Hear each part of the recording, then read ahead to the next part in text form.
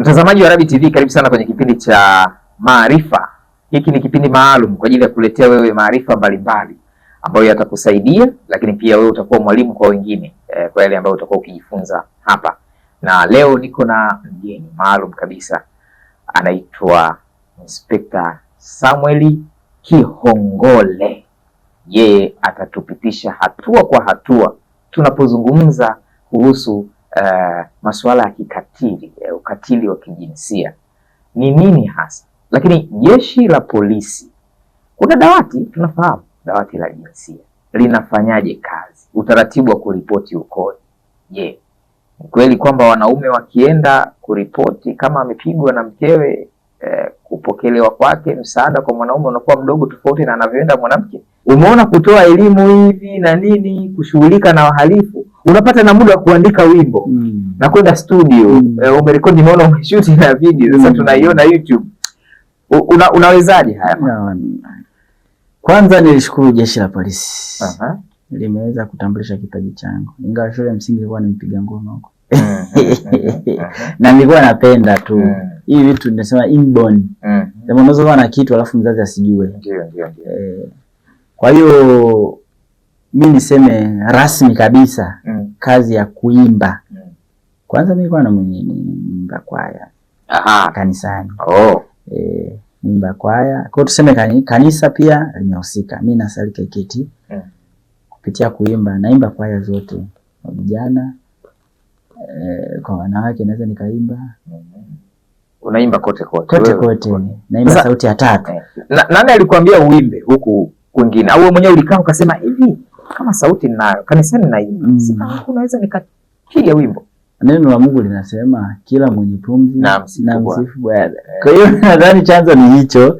Lakini kitengo nilichopewa kimenihamasisha. Unajua sisi tunacheza na jamii. Sasa jamii haitaki vitu vya mkazo, mambo magumu. Jamii nataka uelimishe na uburudishe. Sasa unaifikiaje jamii? Wenzetu wa pwani wenye nyimbo zao zinajulikana ni za singeli. Kwa nikatunga nyimbo ambayo inaendana na mazingira yao, na ninazo nyingi. Taziachia kwenye mtandao. Sasa ukiingia kwenye YouTube kwa jina la Samuel Kihongole, utaona pale kuna nyimbo hiyo tuambie kabla hawajaribiwa. Kuna nyimbo nimeimba na yakumbuka historia yangu ya maisha, lakini kuna vipindi pale kuelekea Yeriko ukisikiliza na nyingine. Na sasa hivi ninazo 4 bado tu sijazipandisha. Sawa, malengo ni nini kwenye mwendelezo wako wa uimbaji? Lengo ni kuelimisha jamii.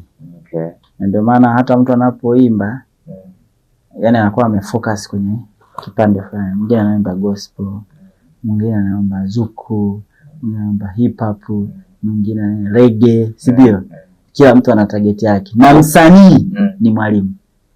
Mara nyingi wanasema wasanii wanaelimisha jamii kutokana na kile walichokiona.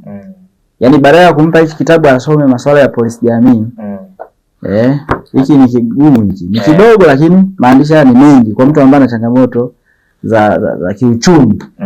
Lakini akiangalia wimbo ule akisikiliza akiwa yuko kwenye bodaboda yake, akiwa shambani, anasikiliza ujumbe. Kwa baadaye ya kutumia nguvu nyingi, sisi tunaelimisha. Tukishaelimisha uhalifu unapungua. Uhalifu kishapungua, nchi inakuwa salama. Nchi ikiwa salama, wawekezaji wanaja uchumi unakuwa mkubwa. Kwa lengo ni kuelimisha. Sawa, sisi tunakushukuru sana. Ujumbe wako wa mwisho, lakini pia kama mawasiliano, watu wakitaka kukupata inakuaje? Lakini anza kwanza na kueleza ujumbe wako wa mwisho ambao ungependa kuuachia kwa watazamaji. Ujumbe wangu wa mwisho,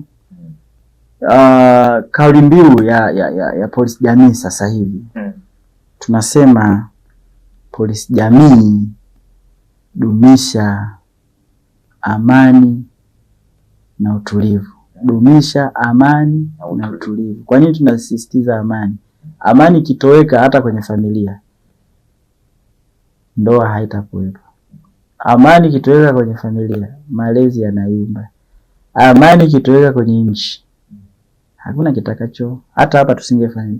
Unafahamu tumetoka Kibiti sisi tulikumbwa na ile kadhia ile ya mwaka ule. Wengine walikuwa hawajui Kibiti, lakini kwa mambo yale yani Kibiti ilizungumzwa sana. BBC unaamka tu Kibiti Kibiti. Na ukija Dar es Salaam ukisema mimi nimetokea Kibiti. Watu kwanza wanakaa pembeni kwanza na wewe. Kwamba huko ilikuwa ni hatari. Haya ikatokea nyingine ya Oktoba 29. Na yenyewe ilitutikisa kwa sababu Dar es Salaam kitikisa, Kibiti tumetikisa. Si majirani. Maeneo jirani.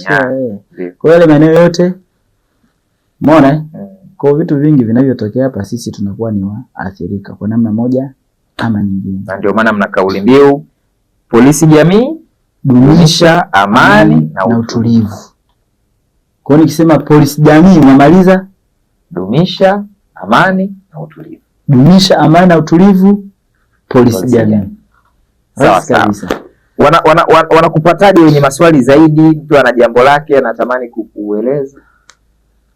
Namba yangu ya simu ni 0656917557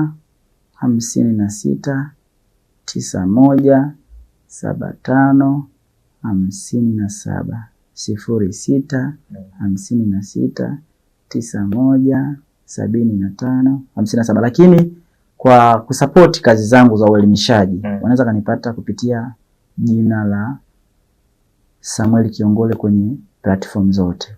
Kwa hiyo YouTube Samuel Kihongole, lakini pia Facebook Samuel Kihongole, Instagram hivyo hivyo, Twitter kila mahali.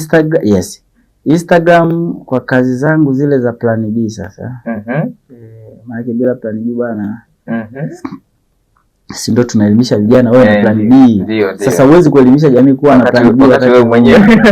Wanaweza kaingia kwenye Instagram kwa jina la SNKD Investment. Waandike tu small letter.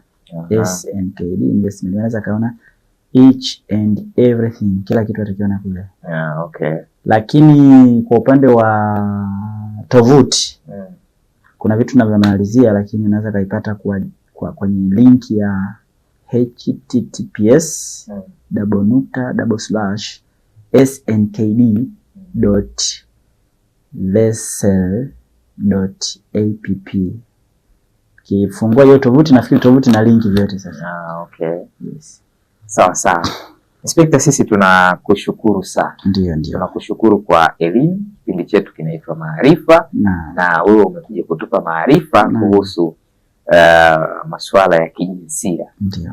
Wote tuna jukumu la kuripoti, kutoa taarifa ya matukio ya ukatili, lakini pia tuna jukumu la kujizuia. Labda kwa kumalizia, sehemu za kutoa taarifa hizi matukio haya, taarifa za matukio ya ukatili. Tuna viongozi wa vitongoji, wenye vitu wa vitongoji, watoe taarifa kule. Si ndio? Ofisi ya mtendaji kata. Ofisi ya mtendaji yoyote. Tumesema kuna polisi kata mle, si ndio?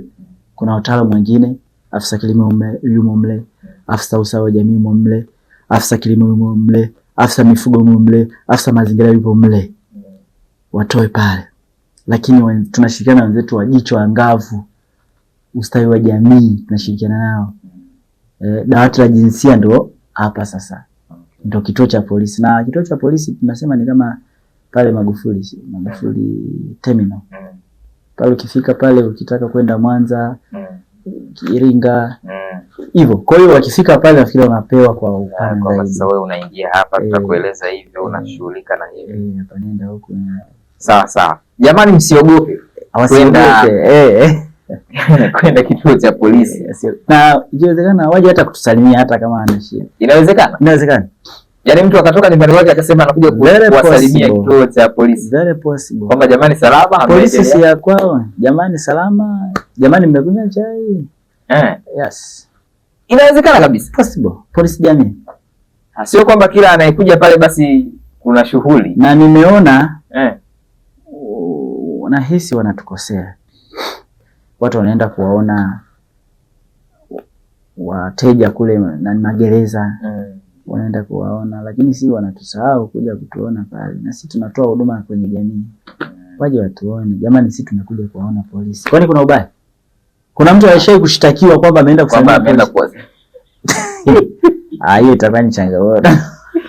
Jamani, mimi nitakuwa nitafanya na mimi huo utaratibu wa kwenda kuwasalimia polisi. Tuone, nitatoka nyumbani kwangu nitaenda kituo cha jirani. Jamani salama. Jamani salama. Kazi zinaendaje? Zinaendaje? Mungu awabariki sana jamani.